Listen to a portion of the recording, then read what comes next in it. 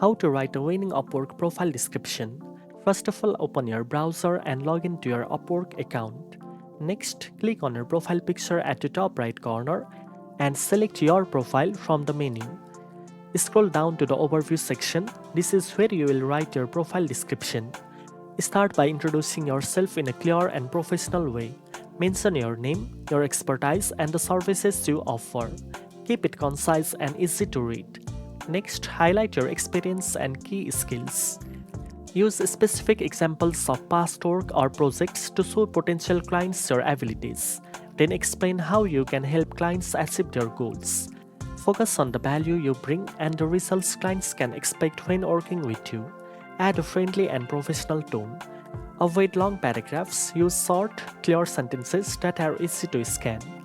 Include any certifications, special skills, or unique strengths that make you stand out from other freelancers. Finally, end with a call to action. Encourage clients to contact you for their projects or to check out your portfolio. A strong, well-written Upwork profile description improves your chances of getting hired and building client trust. Now you know how to write a winning Upwork profile description. If you found this video helpful, don't forget to like, share, and subscribe for more freelancing tips. Thanks for watching, and I'll see you in the next one.